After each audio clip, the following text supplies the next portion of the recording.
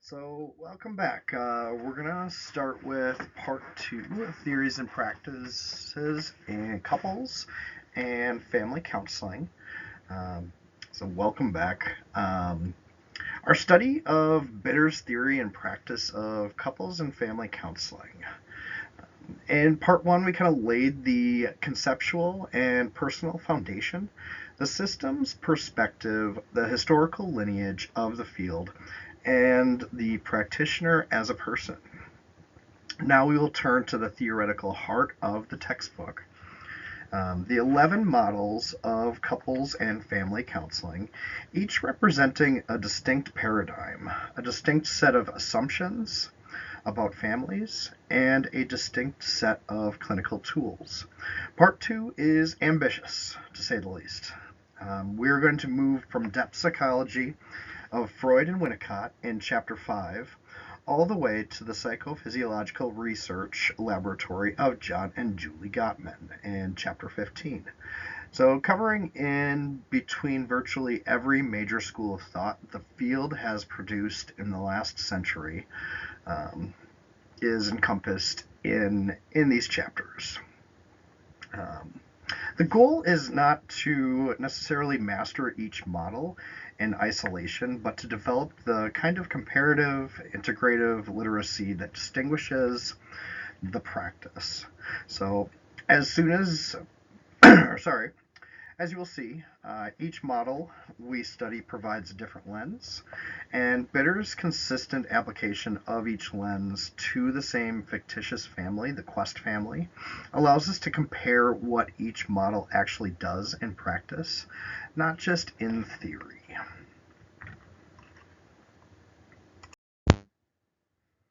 All right, so let me just orient you real quick to the 11 models before we explore them in depth.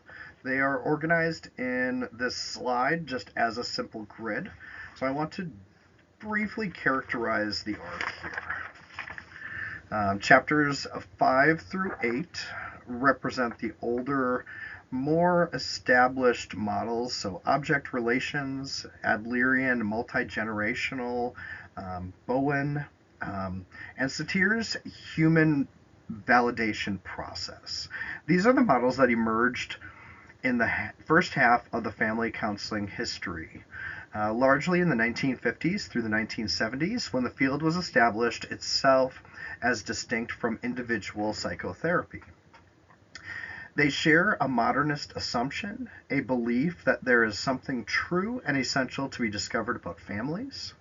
And chapters 9 and 10, there's structural and strategic. So represent the high watermark, so to say, of directive. Systems focused practiced in the 1970s and 80s. Mnuchin's structural model and Haley's strategic model were the dominant clinical languages of their era. And their influence remains pervasive even in the models that have moved far beyond them. Chapter 11, solution focus, your magic wand, is the pivotal, the bridge between modern systemic and postmodern constructionist approaches. Chapters 12 through 13, postmodern narrative and feminist, represent the postmodern turn of the 1990s and its permanent reshaping of family counseling's ethical commitments. Chapter 14, we're looking at cognitive behavioral. It's something out of the outlier, so to say. It never fully participated in the systemic paradigm shift, but developed in parallel with it. So, becoming the most empirically validated approach in the field. And chapter 15 is Gottman's Science of Couples Counseling, which represents the cutting edge of translational research, where 45 years of longitudinal study produces clinical method.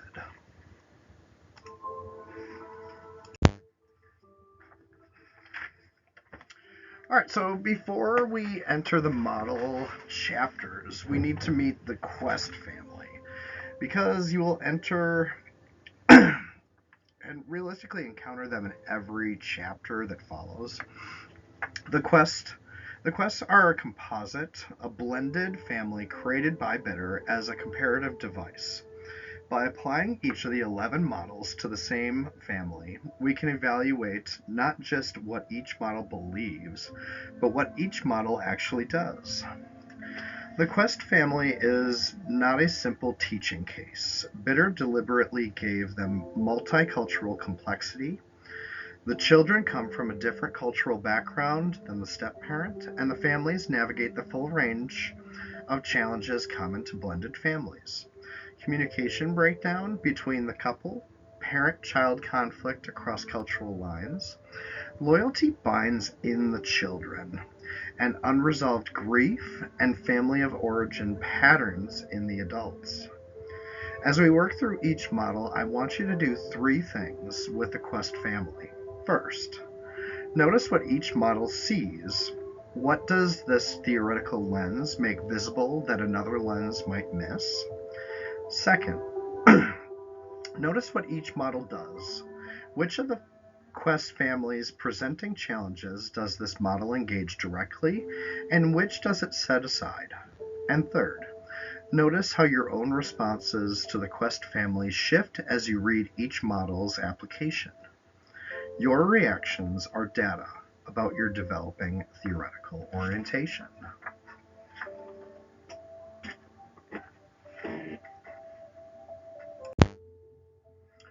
All right, so introducing object relations in family counseling. We begin with the oldest paradigm in the room, psychoanalytic thought. Chapter 5 brings us the object relation model of David and Jill Scharf, a model that attempts to do what many thought impossible in the 1980s when it emerged. Build a genuine bridge between individual psychoanalytic depth work and family systems counseling.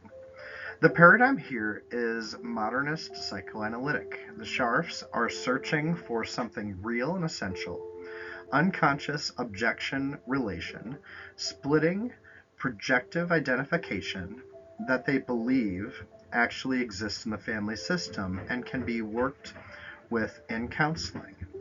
This places them in the camp of depth, not surface. Insight, not behavioral change, and long-term process, not brief intervention.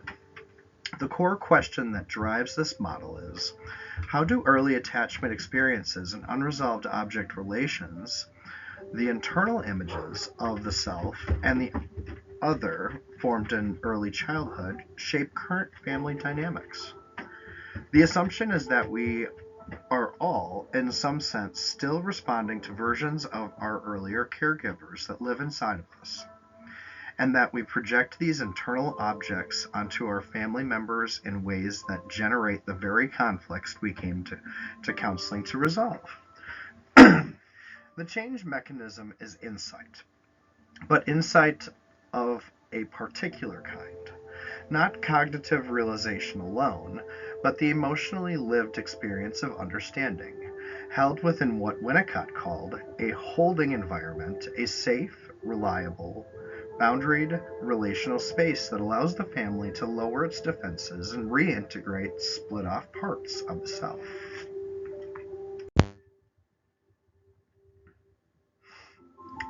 So the key concepts within object relations here is object relations are the internal representations, the mental images of the self and other that are formed in early childhood through interactions with significant caregivers. These are not memories in the ordinary sense. They are organizing templates that shape how we experience and respond to all subsequent relationships. In family counseling, they explain why family members often experience each other in distorted, historical, determined ways. So then in splitting, under stress, particularly the stress of early childhood, before the ego is mature enough to hold complexity, the child divides experience into all good and all bad.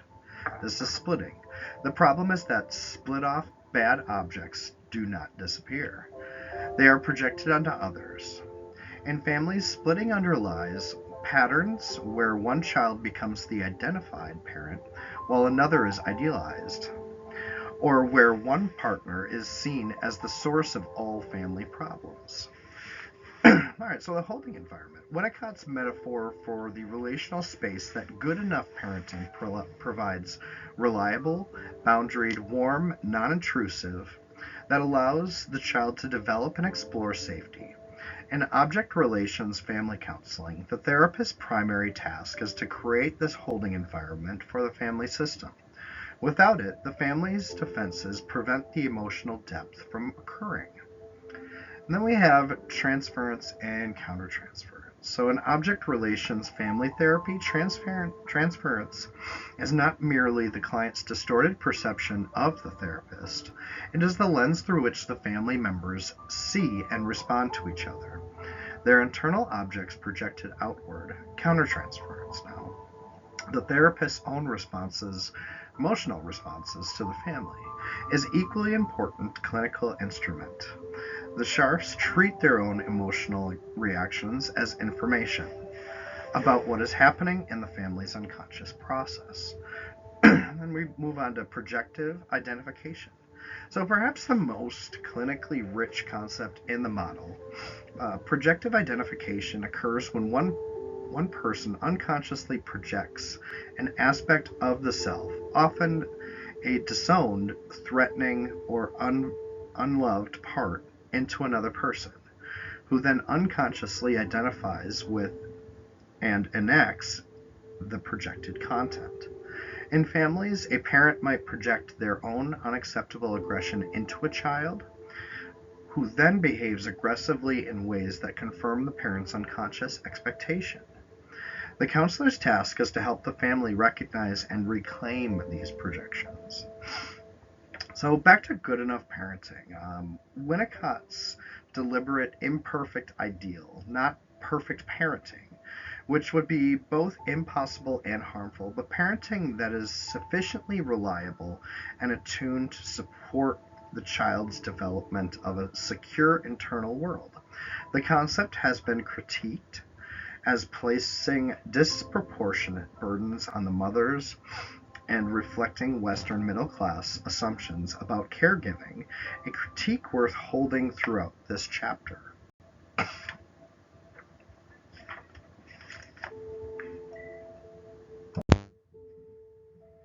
All right, so counseling goals and the key interventions. The Sharps describe their goal using beautiful metaphor of a garden. They are not in the business of quick fixes. They are engaged in a long-term horticultural commitment to the family's growth.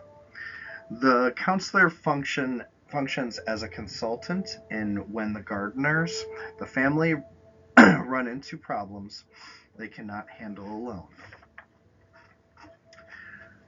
So concretely, the primary goals are to create a holding environment, help family members recover and reintegrate projected parts of the self, facilitate insight into the unconscious projective identification process, support individuation while maintaining family connection, and when trauma is present, resolve the unfinished mourning. In clinical demonstration, the bitter draws on the family's unacknowledged grief over a son's suicide drives the entire session's emotional process. So, looking at the key interventions now, the Sharps do not offer a technique manual. They describe a way of working, one centered on emotional tracking, transference analysis, and sustained attention to the here and now process of the session. Emotional tracking means following the family's affective experience continuously, who looks frightened when a topic is mentioned, who goes blank, who suddenly changes the subject. These emotional responses are the entry points into the family's unconscious relational life, and the skilled object relations counselor follows them with genuine curiosity rather than rushing towards interpretation. Transference analysis in the family setting means interpreting how past relational patterns are being reenacted, not just with the counselor, but among the family members themselves. When Pam, the adult daughter in the demonstration, sits between her parents, rather than next to the counselors as her father instructed. The Scharfs track this as communication about her relational position in the family system. So the frame setting, establishing clear boundaries of time, place, confidentiality, and therapeutic purpose, is not merely administrative. It is the first act of creating and holding environment, and it is taken as seriously as any interpretation. So application within the Quest family. Object relations counselors would approach the Quest family by first establishing the holding environment, spending considerable time in early sessions building safety and reliability before attempting any depth work. They would track the emotional undercurrents. Where does the blended family's pain live? Who carries the bad object projections? The cultural difference of the stepchildren is clinically significant here. It may be activating split-off anxieties about belonging, identity, and otherness that predate the blended family. The unresolved grief in the family, whatever loses precedent or accompanied the blending, would receive particular attention. Object relations counselors understand that enamored losses generate projective processes that distort current relationships, and they would create space for the grief to be acknowledged and processed. The multicultural considerations here. So, an object relations theory carries significant cultural assumptions that require critical scrutiny. Winnicott's good enough mother construct places the entire development burden on the primary caregiver, typically assumed to be the mother, and reflects Western middle-class nuclear family norms. In cultures where early caregiving is distributed across extended families, or where mother-child co-sleeping and continuous physical contact are normative rather than exceptional, the entire developmental map shifts. So the model's assumptions with that psychological individuation, separation from the primary object, is the developmental teleos. Um, Also conflicts with the collectivist cultural values in which ongoing fusion with the family is not pathology, but health. The Scarfs acknowledge these limitations, but the field has not fully resolved them. So a quick summary here. So the object relations family counseling is indispensable for families with complex attachment histories, significant trauma, or long-standing, deeply rooted relational distortions. Its emphasis on emotional depth, the therapist's use of self, the quality of the therapeutic relationship anticipate many of the insights of contemporary attachment-informed practice. Its limitations, length of treatment, cultural narrowness, and limited empirical base, are real and should not be minimized. Use this model when the relational depth is indicated, and hold its cultural assumptions lightly. So, introducing Adlerian family counseling. Alfred Adler was the first psychiatrist of the modern era to conduct actual family counseling, and he did so in public, in open forums before teachers, parents, and community members, in more than 30 child guidance clinics in Vienna after World War I. Rudolf Dreikurs then systematized and brought Adler's approach to the United States. Jim Bitter himself trained in this tradition and spent over 30 years conducting Adlerian family counseling with Manfred Sostegard. This is not an abstract chapter for him, it's an autobiographical. The paradigm is a modernist democratic. Adlerians believe that the human beings are essentially social, purposeful, subjective, and interpretive, and that healthy families are democratic communities in which every member has a place and makes a contribution. The core question is what mistaken goals are driving the misbehavior and dysfunctional interactions in this family. And how can a democratic cooperation replace the autocratic permissive cycle that most Euro-American families have inherited? The change mechanism is motivational modification, not behavioral modification. constellation. So achieved through goal disclosure, lifestyle understanding, encouragement, and the use of natural and logical consequences.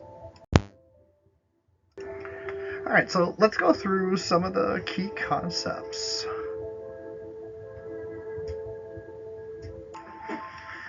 So, social interest. I am not going to try to pronounce that word either.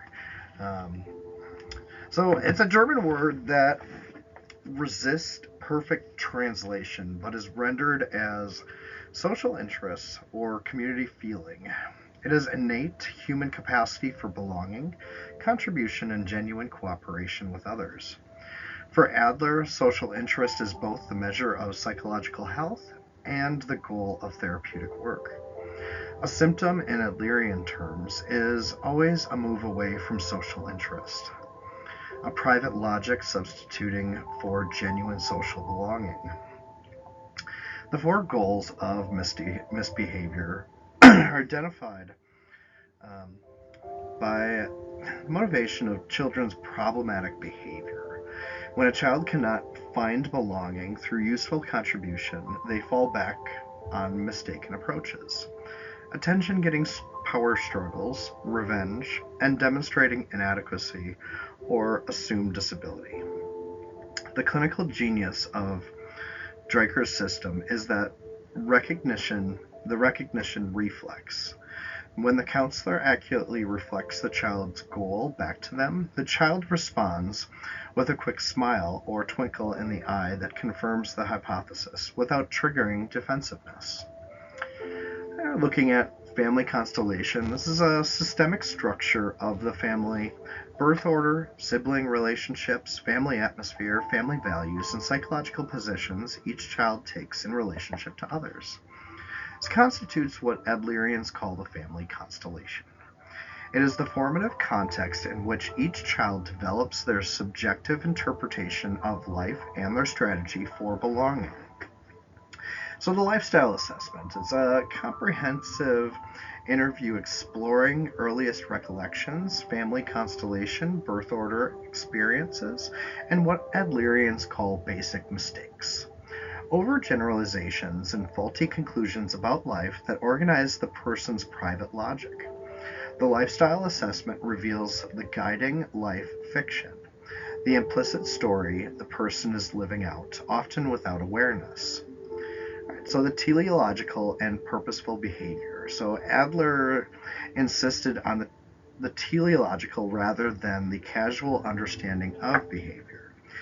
We do not ask what caused this behavior. We ask what purpose it serves.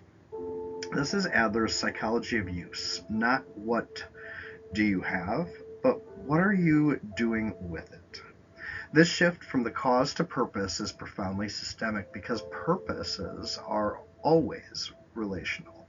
They always involve the responses of others in the system. So now looking at encouragement, the primary therapeutic tool. Adlerians are careful to distinguish it from praise. Praise is contingent on performance and reinforces comparison. Encouragement focuses on effort, improvement, and contribution. It communicates, I believe in your capacity. You belong here. Your presence matters. It is the antidote to the discouragement that underlies all mistaken goal behavior. All right, so counseling goals and the key interventions here.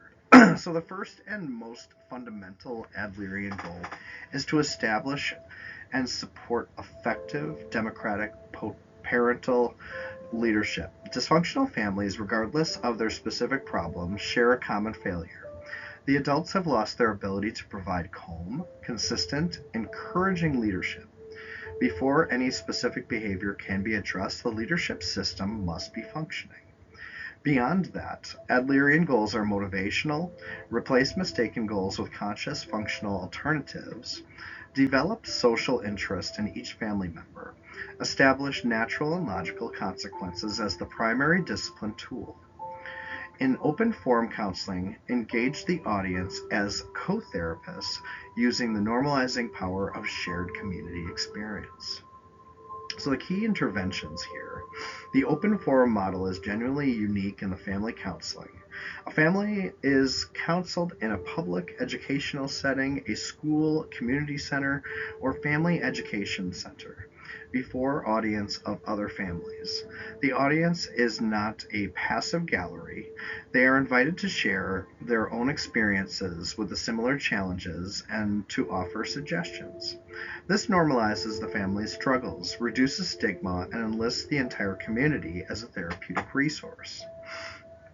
Goal disclosure is the most distinctive Adlerian clinical move. When the counselor hypothesizes a child's mistaken goal and reflects it back, could it be that you want to show your parents that no one can tell you what to do? The recognition reflex reveals whether the hypothesis is accurate. The beauty of this technique is that it produces insight without argumentation. The lifestyle interview with adults explores the same territory as a genogram, but from a phenomenological angle. What did each parent learn in their family of origin about power, cooperation, and belonging?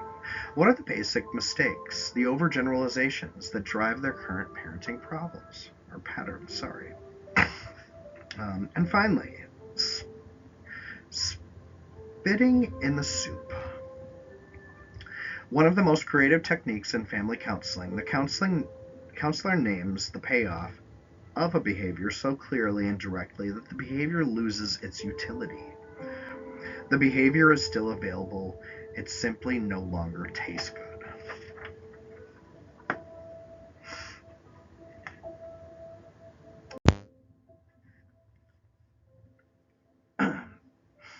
So the Quest family application and multicultural considerations here.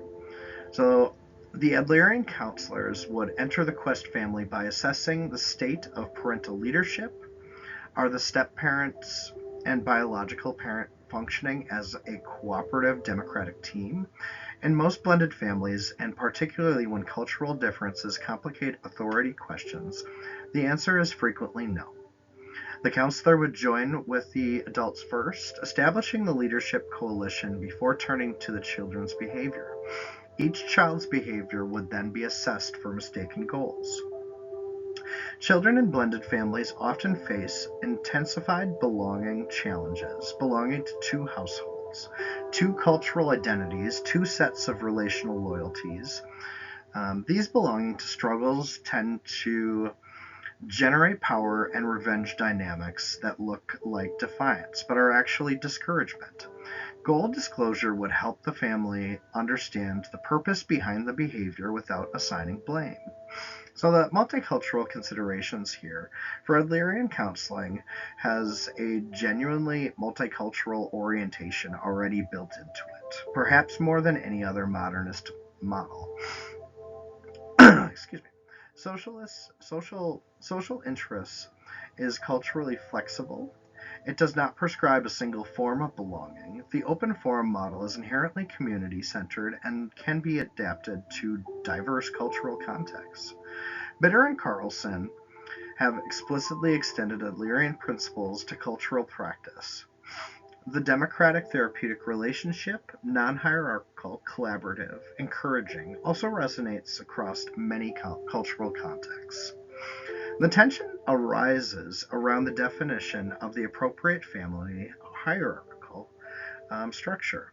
Adlerians advocate for democratic rather than autocratic family leadership, but many cultures have normative hierarchical structures that are not autocratic in the oppressive sense, but simply different from Western democratic ideals. Cultural humility requires assessing hierarchy in a cultural context rather than against a universal standard.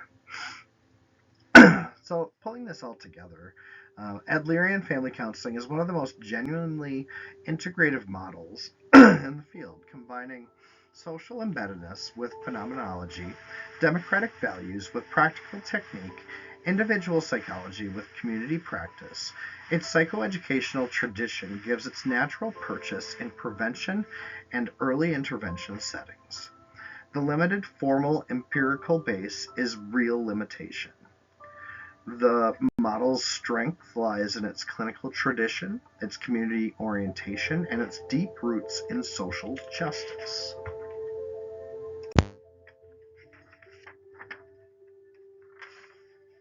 All right, so introducing the multi-generational family counseling here. Murray Bowen is the most theoretically systemic of all of the family therapy pioneers, and Chapter 7 is one of the most intellectually demanding in the textbook.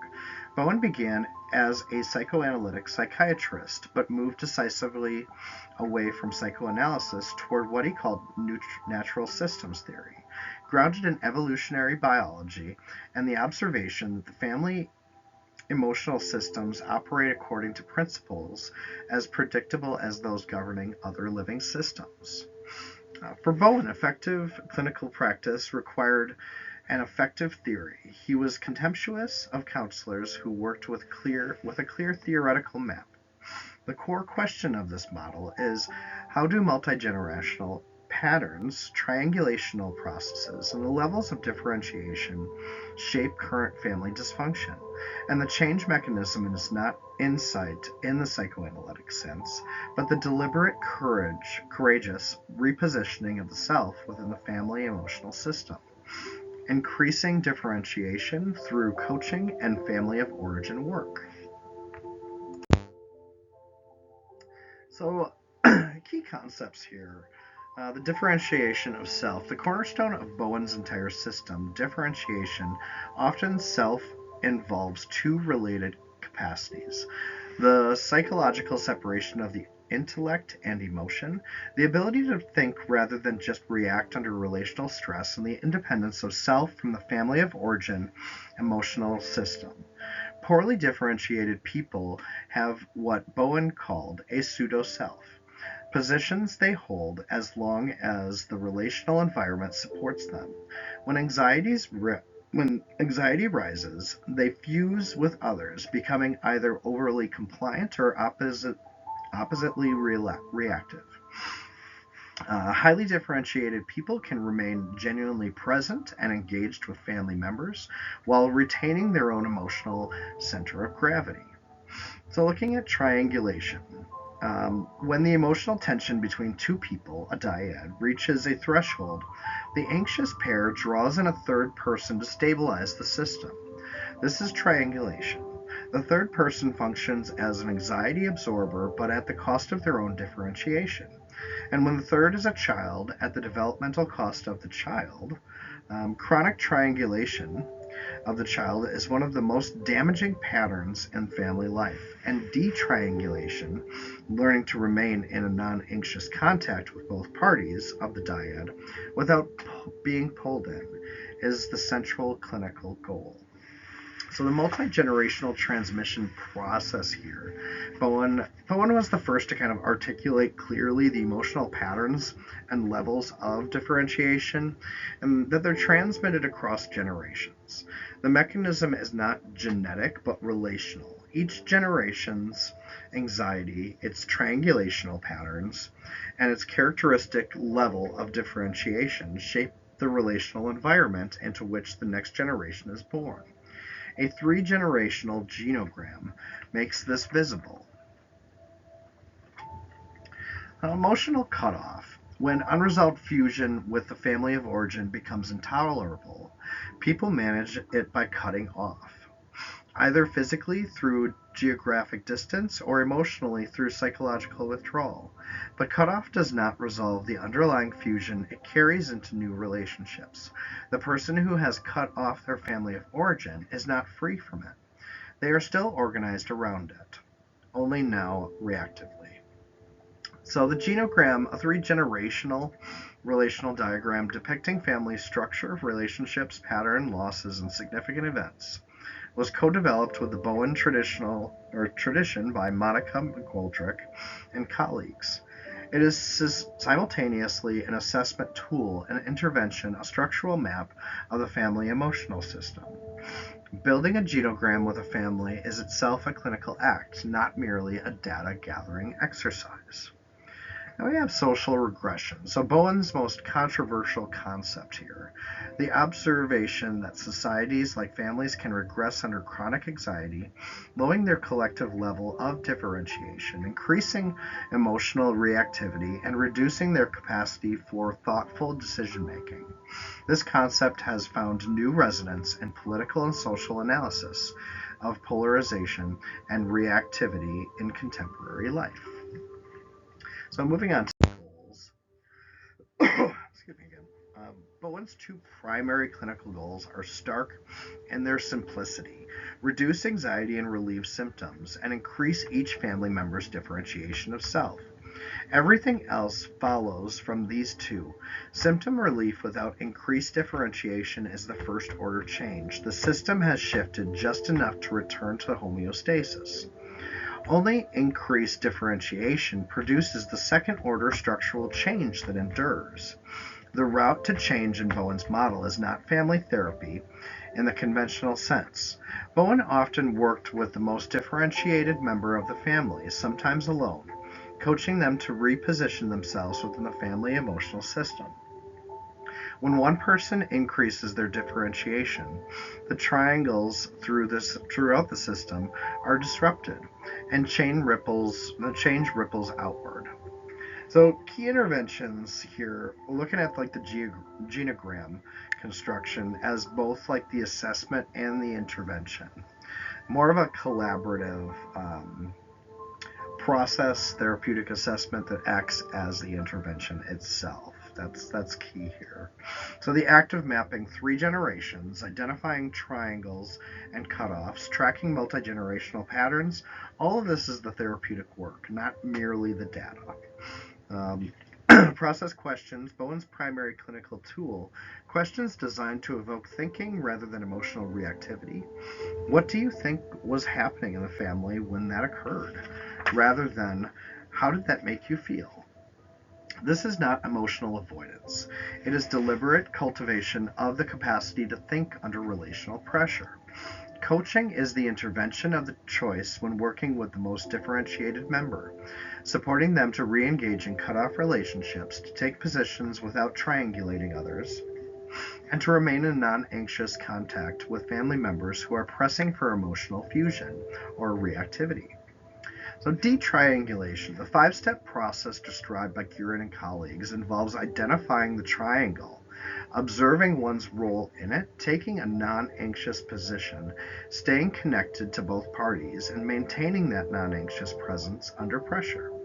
It is, in practice, one of the most demanding things a therapist can ask a client to do. So application within the Quest family now.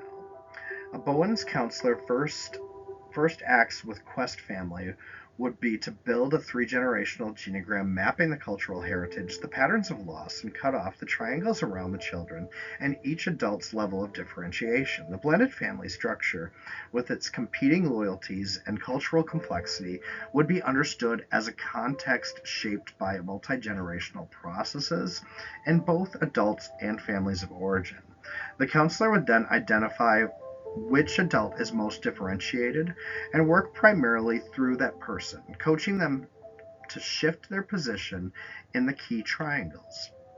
This might mean working individually with the more differentiated adult while tracking the system changes that result, rather than bringing the whole family into every session. So, our multicultural considerations here: the the Bowen tradition's greatest multicultural gift is McGoldrick. Her integration of race, cultural class, and gender into the genogram practice and family life assessment has permanently broadened the model. Without McGoldrick's, Bowen's model would remain a theoretically elegant but culturally narrow framework. The feminist critique remains significant here. Leibniz argued that Bowen's emphasis on differentiation, cognitive control, and emotional detachment privileges a traditionally masculine standard of psychological health. Bowen's detached coaching posture can also feel cold or withholding to clients from cultures that prioritize relational warmth and emotional attunement. And the model valorization of the individual over connection is a tension with collectivist cultural values. So to summarize, the Bowen model is the most theoretically complete model or framework in family counseling, and its core concepts have become part of the field's shared language regardless of the theoretical orientation. Its strengths are in intellectual rigor, its multi-generational scope, and through McGoldrick, its cultural and gender expansiveness. The limitations include its complexity and its dependency on coaching relationship and its feminist identified limitations around emotional engagement and gender assumptions. So now we're going to get into Chapter 8 with the human validation process model. So Virginia Satir's human validation process model stands in deliberate contrast to the theoretical density of Bowen and clinical directiveness of what was to follow in structural and strategic therapy. Where Bowen emphasizes differentiation and cognitive clarity, Satir emphasized contact, genuine present moment, person to person encounter, and the enhancement of self esteem as a foundational form which all healthy relation or relating proceeds. Satir's model emerged from her clinical work with Don Jackson at the Mental Research Institute and was developed across decades of public demonstrations, workshops, and month-long process communities she led internationally. The paradigm is humanistic, experiential, systemic. The whole person, body, feelings, thoughts, spiritual essence is the unit of attention, and family health is measured not by structure or communicational patterns alone, but by the quality of human contact within the system. The core question is, how does low self-esteem and incongruent communication maintain family dysfunction? And the change mechanism is the lived experience of contact, genuinely being seen, heard, and valued, which expands self-esteem and makes congruent communication both possible and sustainable. So some of our key concepts here. First here, the quality of one's relationship with oneself determines the quality of the other relationships. Low self-esteem does not merely predispose individuals to suffering. It organizes the family system around survival strategies that prevent authentic contact. The counselor's primary clinical act is validating, communicating to each family member that their experience matters, their feelings are real, and their presence in the room is valued. Satir identified 4 patterns that people adopt under stress of low self-esteem. The placator, who denies their own needs and feelings to keep the peace. The blamer, who attacks others to avoid vulnerability and shame. The super reasonable person, who retreats into abstraction and logic to avoid feeling anything. The irrelevant person, who deflects with humor and distraction, denying everything. All 4 are survival strategies born in families where authentic self-expression was unsafe. The goal is congruence, authentic alignment between inner experience, feelings, words, and the body. Satir also believed that the healthy families support each members across 5 fundamental freedoms. The freedom to see and hear what is actually present rather than what should be. The freedom to think and feel independently, the freedom to say what you genuinely feel and think, the freedom to ask for what you want, and the freedom to take risks on your own behalf rather than defaulting to safety. These freedoms are not given, they are created in families where self-esteem is fostered. So then, every family governs itself by a set of unspoken or spoken rules. Particularly rules about communication. Who says what, under what conditions, with what emotional register in distressed families. These rules are experienced as absolute shoulds. They restrict authentic experience. A central Satir intervention is making these rules visible. questioning their current usefulness and helping families develop new rules that serve their actual needs. All right, so Satir mapped family change as a predictable process. The family begins in a familiar, even painful status quo. A therapeutic intervention introduces a foreign element, something new enters the system. The family initially experiences chaos, disorientation, resistance, anxiety. If the therapeutic relationship holds and the counselor remains genuinely present, integration becomes possible. A new status quo emerges that is healthier than the old one. The counselor's authentic presence is the catalyst that makes it safe to move through the chaos towards transformation.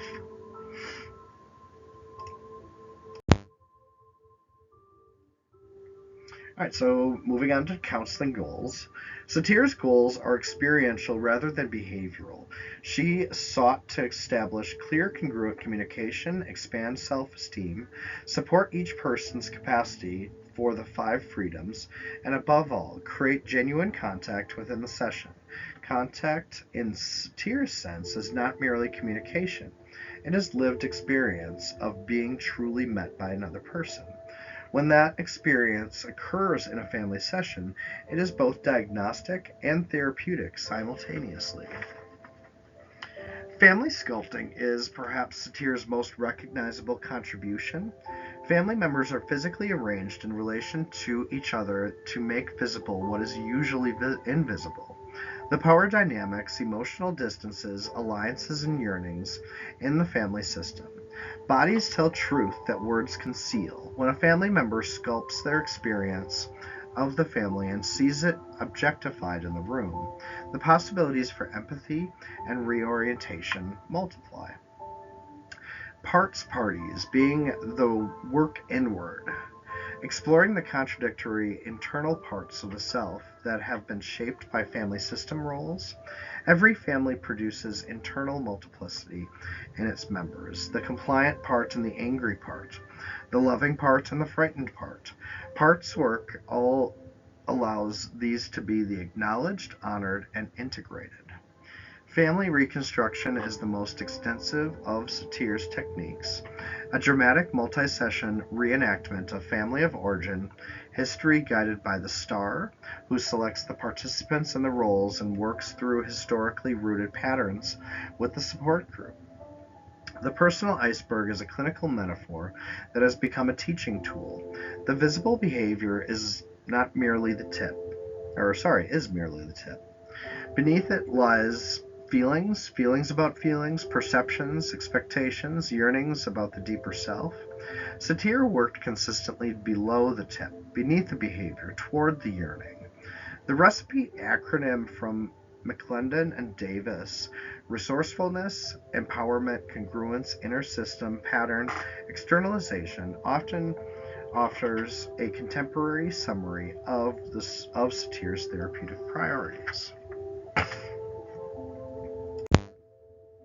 So, application to the Quest family and multicultural considerations. So, Satir's counselors would enter the Quest family with an immediate and deep focus on contact. Before any assessment, before any intervention, they would work to create a felt sense of self, being seen and valued for each family member, with a blended family navigating cultural difference and relational pain. The relational foundation is not preliminary, it is the work itself. Sculpting would be used to make visible what words cannot be easily said. Excuse me. Where each person stands in relation to others, who is close and who is distant, where the yearnings and fears live spatially.